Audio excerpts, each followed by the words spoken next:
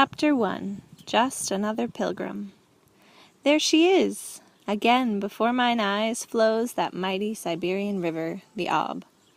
I had finally reached the settlement where regular passenger service stopped and was standing on the river bank.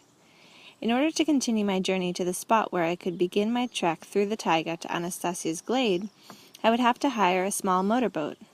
Beside one of the many boats tied up along the shore, 3 men were laying out some fishing tackle. I said hello to them and mentioned I was ready to pay good money for transport to such and such a place along the Ob.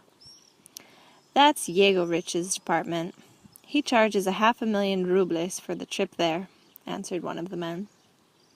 I was concerned right off when I heard that someone here was already making passenger runs to the tiny Siberian village hidden way up north in the taiga. It was only 25 kilometers from there to Anastasia's glade, and the prices they were charging. It meant there must be takers. Demand creates a price like that. However, bargaining was something one did not do in the north, and so I asked, "And where do I find this Yegorich?" "He's somewhere in the settlement, most likely at the store. See over there where the little tykes are playing? That's his boat. His grandson Vasya is with them. He'll run and fetch him. Go ask him." No sooner had I greeted Vasya, a bright-looking lad of 12 or thereabouts, had he started rattling off. "So, you need to go there? To see Anastasia? Wait just a moment, I'll go call my gramps in a sec." Without waiting for an answer, Vasya went dashing off to the settlement. I realized quite clearly he didn't need an answer. It was apparent that any strangers in these parts, in Vasya's opinion, had but one goal in mind. I made myself as comfortable as I could by the riverbank and began to wait. There being nothing else to do, I stared at the water and drifted into thought. The river was a good kilometer across at this point. Here, amidst the boundless taiga, which you couldn't see the whole of even from an airplane, the river had been flowing on down through the centuries. What had it carried away of the past without leaving so much as a trace? What do these Ob waters remember from those times? Perhaps they remember how Yermak, the conqueror of Siberia, pressed by his foes with his back against the river Ob, single-handedly tried to repel an enemy attack, and how his blood from a fatal wound seeped into the river, which then carried off his enervated body to goodness knows where. What did Yermak in fact conquer? Perhaps his deeds weren't that much different from the racketeering that goes on in modern times. Probably it is only the river that is in position to judge today. Or perhaps of greater importance to the river may have been the raids of Genghis Khan's troops. In ancient times, his horde was considered great indeed. And there is a regional center near Novosibirsk, today known as Ordinsko, which includes a village called Genghis. Perhaps the river remembers how Genghis's hordes retreated with their plundered booty, how they seized a young Siberian maiden, while a mighty vizier, starry-eyed with love, eloquently begged her to go with him of her own free will, with no resistance.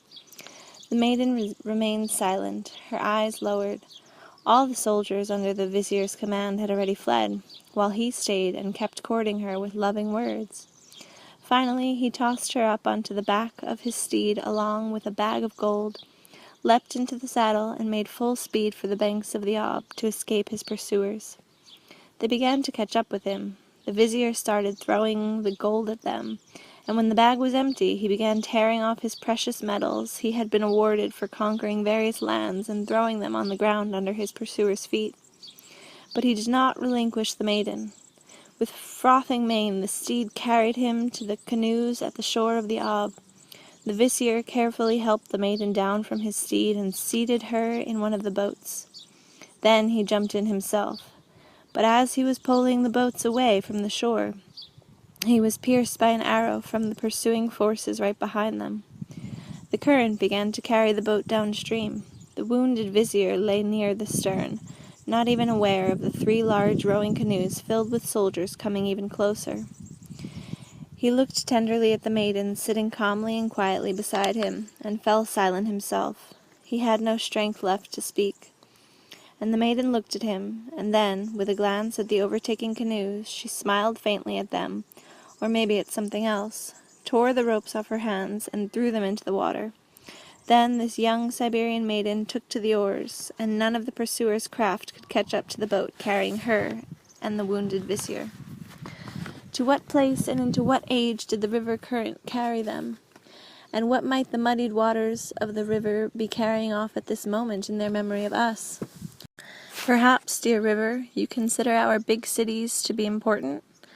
A huge city, Novosibirsk, stands on the banks of the Ob, closer to its source in the south. Can you feel its great size and majesty, dear river? Of course, there's no doubt you would have a great deal to tell about it. You would say it pours a lot of pollution into you so that your once life-giving waters are no longer drinkable. But what can we do about it? Where are we going to channel the waste from all the factories? After all, we, unlike our forebears, are in the process of developing. We have a lot of scientists working in the multitude of academic centers around Novosibirsk, and if we don't channel our waste into you, we shan't survive ourselves. And so the stench has made it hard to breathe in the city, and in some districts the smell is so bad that nobody even knows what it's from. Try to make sense of all this, dear river. Do you know the technology we have today? Instead of noiseless canoes, it's diesel ships that are now plying your waters, including, at one time, my own. I wonder whether the river remembers me, how I sailed up and down it on my ship, the largest passenger vessel in our fleet.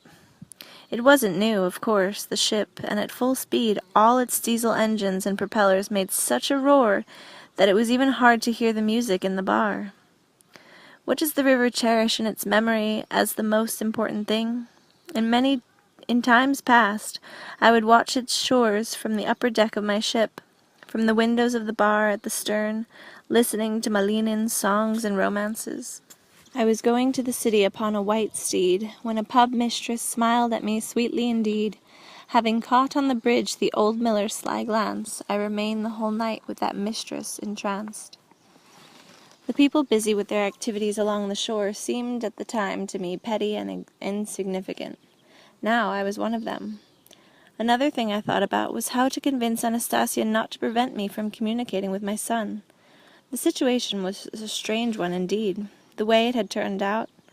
All my life I dreamt of having a son. I pictured how I would play with him as a little tyke, and then how I would raise him. When my son grew up, he would be a great help to me. We'd be business partners. Now I have a son, and even though he's not around, it's still a jolly thing to know that somewhere on earth there's a human being as close to you as that, your own flesh and blood, someone you very much wanted.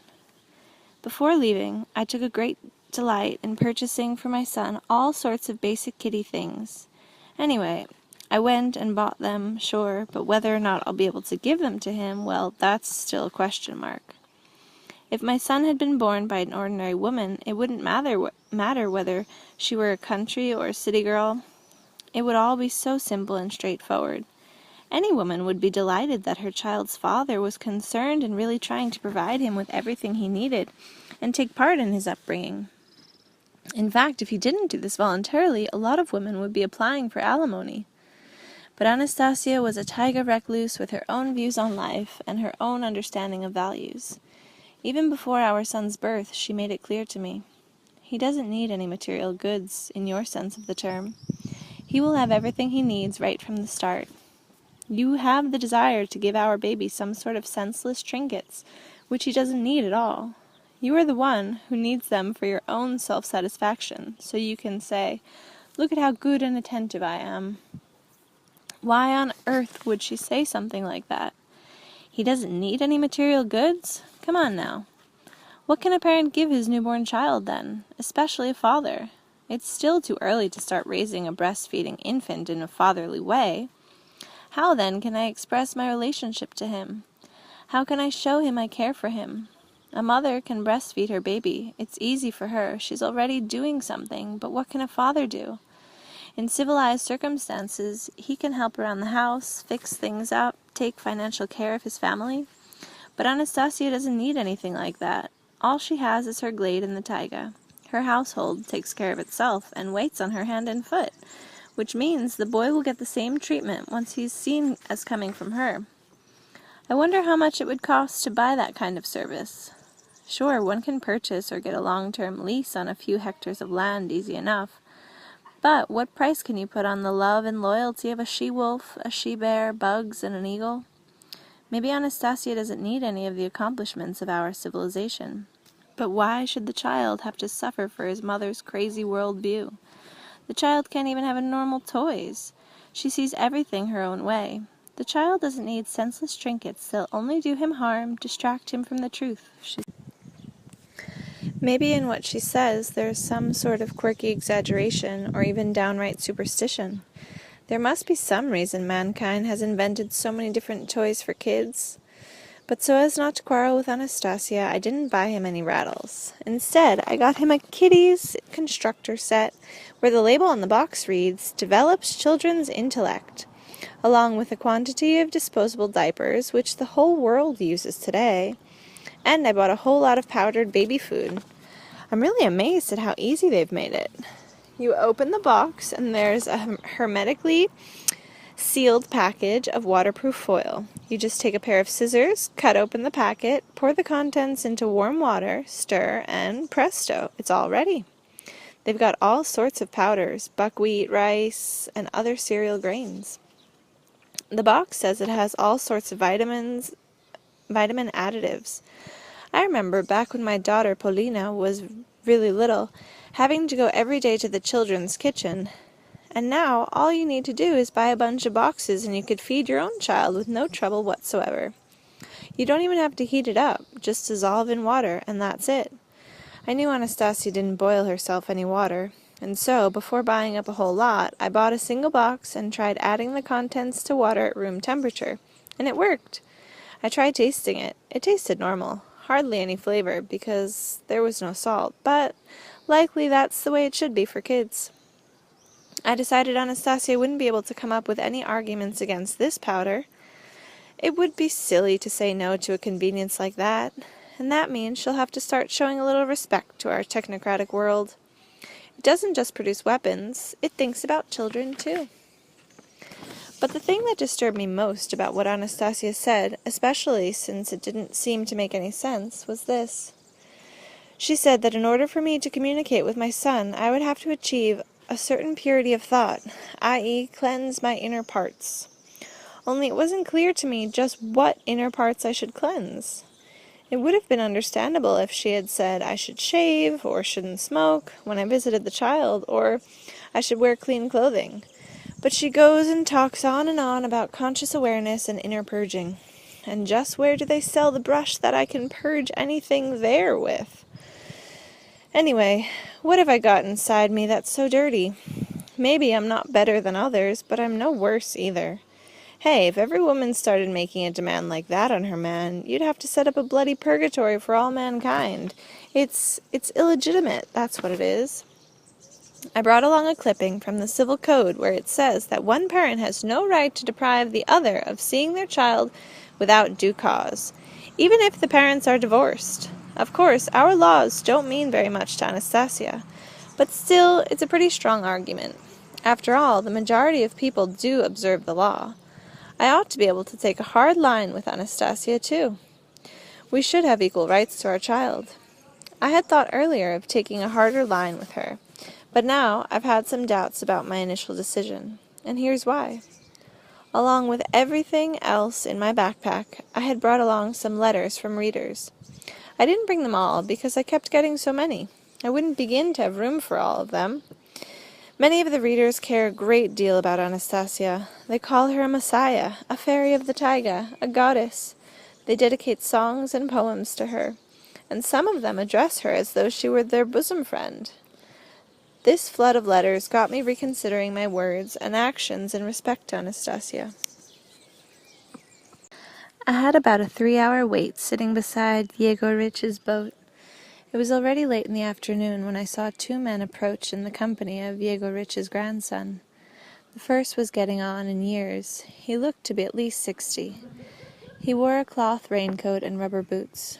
He was red in the face, obviously tipsy since he staggered slightly as he walked. The second was younger, around 30, and had a strong build. As they came closer, I noticed streaks of gray in the younger Siberian's dark blonde hair. The elder of the two came up to me and said, "Hello there, traveler. So you're off to see Anastasia? We'll take you. It'll be 500,000 for the trip, plus 2 bottles surcharge." It was already clear to me that I wasn't the only one trying to reach Anastasia. That was why the price was so high. To them, I was just another pilgrim on my way to Anastasia's habitat. But still I asked, "How did you decide that I was going to see somebody named Anastasia and not just to the village?"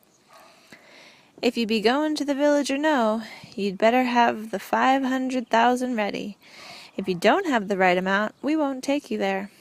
Yegorich's tone toward me wasn't exactly friendly. They charge so much for the trip, and yet don't talk very friendly, I thought. Why would that be? Still, there was no alternative, and I had to accept the terms.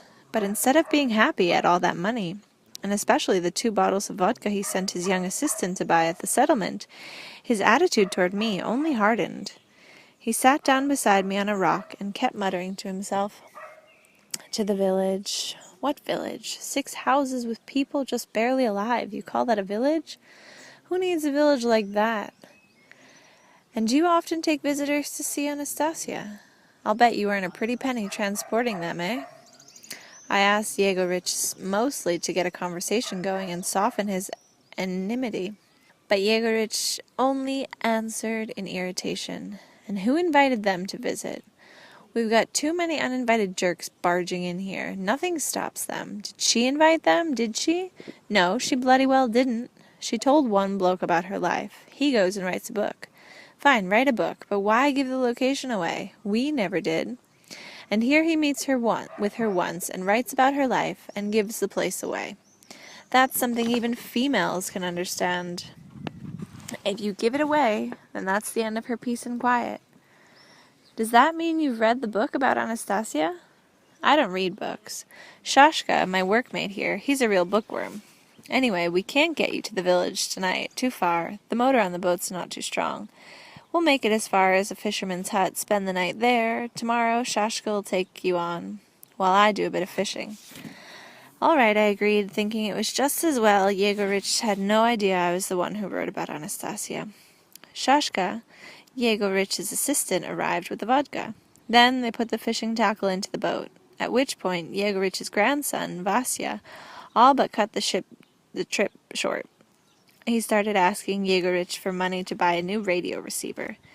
"I've already fixed up a pole with an antenna. I figured out how to set it up," said Vasya, "and I've got the antenna wire already. All you have to do is plug the antenna into the receiver and you pick up a whole bunch of stations right off."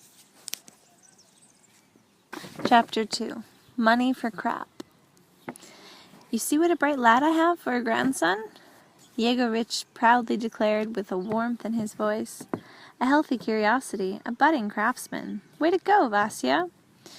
We'd better give him some money."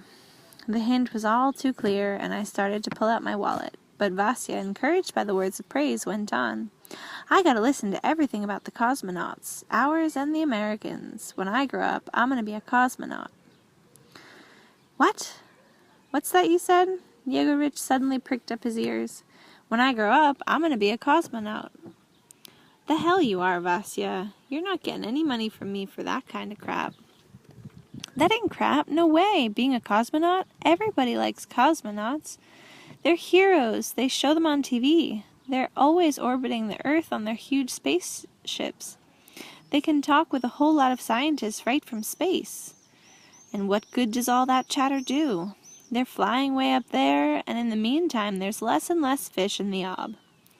The cosmonauts can tell everybody about the weather.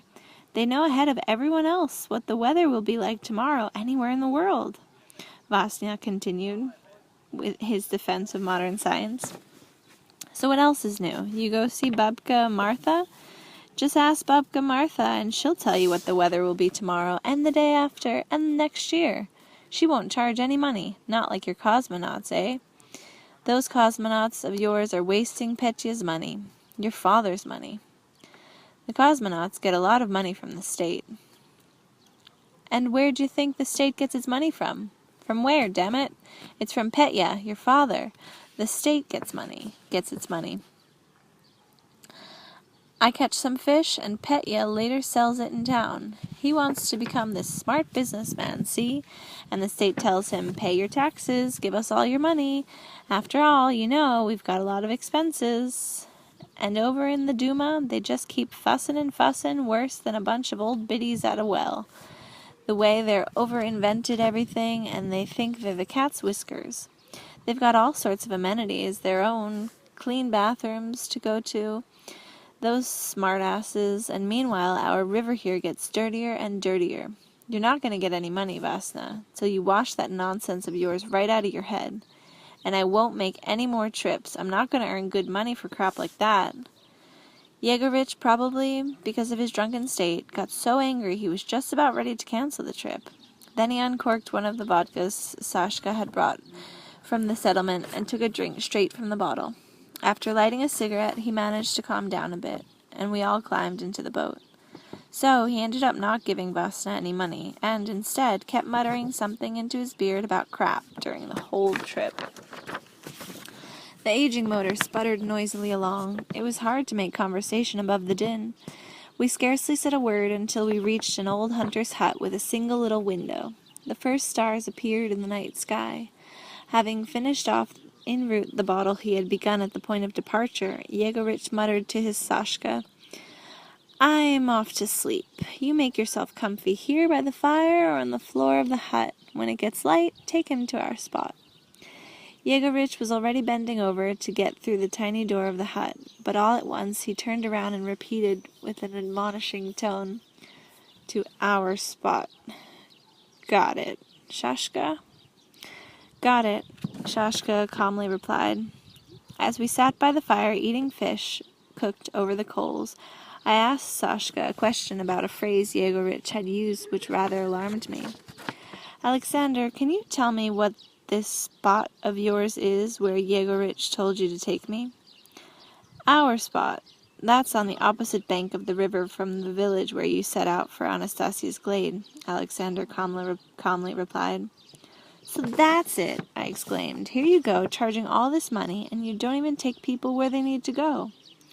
You're right, that's the way we do things. It's about all we can do for Anastasia to make up for what we've done to her in the past. What have you done to her, and why are you confessing this to me? How can you take me to your spot now? I'll tie up the boat wherever you tell me to. As far as the money goes, I'll give you back my portion of it. So why do me a favor? I recognized you. I recognized you right off, Vladimir Megré. I read your book and saw your photo on the cover. I'll take you wherever you want. Only there's something I gotta tell you. You've got to listen calmly to what I say. And think about it. You mustn't go into the taiga. You won't make it. Anastasia's gone. I think she's gone way back into some remote part, or somewhere else, off into the unknown. You won't make it anymore. You'll get yourself killed on the way, or the hunters will shoot you. The hunters won't tolerate any intruders on their lands. Intruders they deal with at a distance, so as not to subject themselves to unnecessary danger. Alexander was outwardly calm as he spoke. Only the stick he was stirring the embers with betrayed an awkward trembling, and the sparks flew up alarmingly into the night, like fireworks. Did something happen here? What was it? You recognized me? So tell me, what happened? Why did Anastasia go away? I've been wanting to tell this myself, replied Alexander in a hushed voice. I've been wanting to tell it to someone who will be able to understand.